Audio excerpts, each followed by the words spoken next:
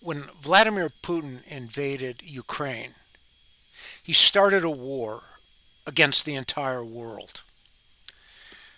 Putin seeks to overthrow the world order.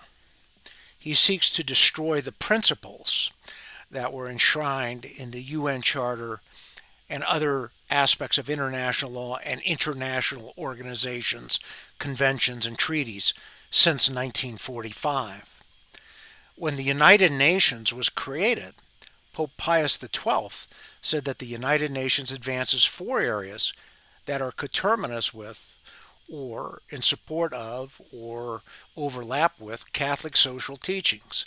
These are the four pillars of the United Nations, and these are, quote, to save succeeding generations from the scourge of war, to reaffirm faith in fundamental human rights, in the dignity and worth of the human person, and the equal rights of men and women, to promote social progress and better standards of life in larger freedom, and to establish conditions under which justice and respect for the obligations arising from treaties and other sources of international law can be maintained. End of quote. Putin's attack on Ukraine was just simply the latest assault from him on this international order, on these four pillars, on Catholic social teaching and the Christian order of nations. As I have previously said, he brings a supernationalism to his approach. He also disregards the rights of countries, which is sovereignty and equality, and the rights of individuals and persons. And he wages aggressive war. There are at least 1 million dead or wounded as a result of his war. Millions more are displaced. An enormous amount of economic suffering, and in his own country too. And that goes to show his immorality and his desire to overthrow the world order, to bring us to a new dark age where tyrants rule, where plutocrats work with tyrants to rule the world. And this is against everything that is good. So when Putin attacked Ukraine, he really went to war with the world. He went to war with the United Nations. And so the United Nations has to be involved in the peace, in my estimation. And there's been some discussions of what a peace agreement would look like. Definitely, in order for there to be peace, there must be justice and there must be right order. We know this from Catholic social teaching, from St. Augustine. We know this from John Epstein, Law of Nations. We know this from everything that we have been taught. And there has to be justice. And that is why countries will go to war against unjust aggressors like Russia. Because Russia and other unjust aggressors are creating injustice and disorder in the world. They are causing wars. And the UN is against wars. The situation is made more egregious because, why? Russia sits on the UN Security Council. And the UN Security Council is kind of like the big brother. They're supposed to make sure that everybody in the world gets along and that the peace is maintained. Well, Putin and Russia vetoed a UN Security Council resolution early in the war to bring peace. And he's going to stop any attempt to bring peace unless it's on his terms, which are unacceptable, and they are irreconcilable with President Volodymyr Zelensky is proposing. Indeed, I submit to you that what President Zelensky is proposing as peace terms are just and maintain the world order and maintain Catholic social teaching and right order in the world in accordance with the four pillars. And with this will ensure justice and peace. So let's talk about some of the terms that are being thrown out there. The latest set of terms I have from President Zelensky are from November 2022. And he says, very briefly, he says, 1, Russia's nuclear threats must be stopped and the Zaporizhia nuclear power plant must be demilitarized and rendered safe.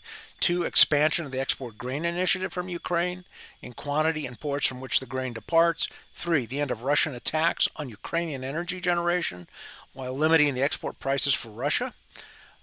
4. Release of all prisoners and deportees to include children and adults. 5. Implementation of the United Nations Charter and restoration of Ukraine's territorial integrity and the world order, none of which is up to negotiation. He's absolutely correct. 6. The withdrawal of Russian troops from the territory of Ukraine and the end of hostilities. That's not negotiable.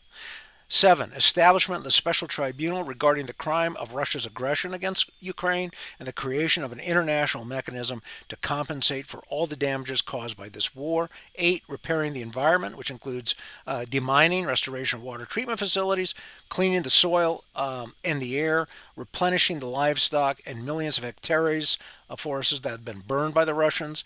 9. Prevention of escalation and security in the form of the Kiev Security Compact, which includes guarantees for the safety of Ukraine. 10. Confirmation of the end of the war with an agreement signed by all parties involving the United Nations. So the United Nations has to get involved. And what President Zelensky is talking about is what St. Thomas Aquinas talked about and what John Epstein talked about as part of Catholic social teaching when it came to international ethics. When there's a war, you have to have restitution and reparation, and you have to have just terms. So this is exactly from Catholic social teaching, and President Zelensky is upholding right order and Catholic social teaching. What is Putin doing? Putin's terms are really unacceptable. They are devolution. They're evil. They will lead to greater injustice, greater war, because he's an evil man. He is a liar, and he's always been a liar. So what does he want? What does Putin want? He wants Ukraine to give him Crimea and Donbass. Ukraine is supposed to make Russian the official state language of Ukraine. Nonsense. Reduction of the Ukrainian army to 50,000. Limitations on armor and missiles. Renunciation of NATO membership and Russian veto over any international response. This is unacceptable. This is the end of the sovereignty of Ukraine. This is unjust, and this is going to lead to the end of Ukraine, which is what Putin wants. Putin changed his peace plan in June of 2024 in some areas. He still wants the Ukrainians out of the Donetsk region. He wants Ukraine to be neutral, demilitarized, fundamental agreement to record these concessions, and lifting all the Western sanctions against Russia, because sanctions matter, and Russia's economy is collapsing, and the experts don't know how much longer Russia's going to be able to last, quite frankly.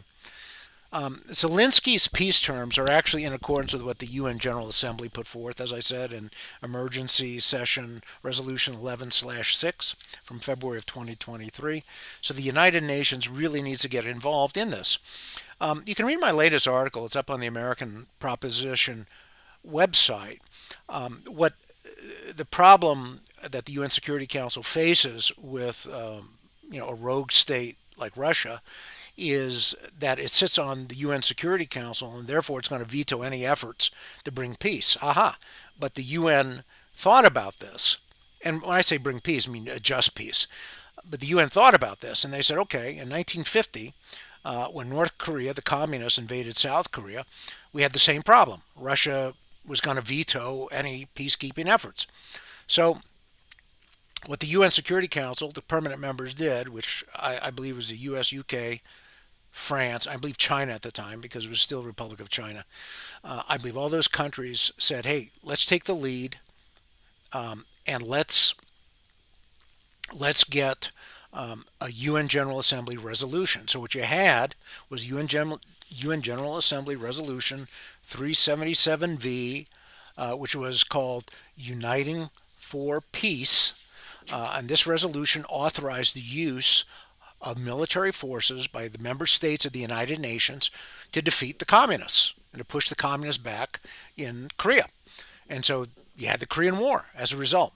In 1956, you had a similar situation. You had United Kingdom forces and French forces and Israeli forces that went into the Sinai and went into and seized the Suez Canal. Well, guess what? UK and France are on the Security Council, right? So they're not going to do anything. They're not going to pass any resolution that's going to hurt their interests.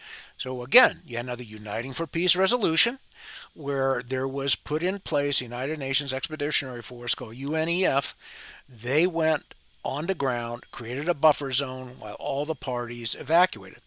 A similar thing can be done in Ukraine. Russia can agree to vacate, can agree to other terms, and then, in order to ensure that happens, a multinational force can be put on the ground, and this multinational force will make sure that there is a buffer zone and there's no further fighting. The UN can do this. Alternatively, the UN, under this Uniting for Peace, can agree to put a multinational combat force on the ground and push the Russians out of Ukraine. So these are the options that the Ukraine has available, that the UN has available, and the UN needs to be involved here because the world order is at stake. And like I said, President Zelensky is defending that world order primarily. I mean, he's got the help, obviously, of Western countries and of the United States and other countries.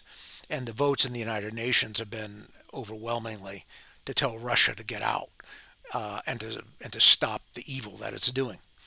So you can read my article on the American proposition, and that, I believe, is the latest for today. Thank you.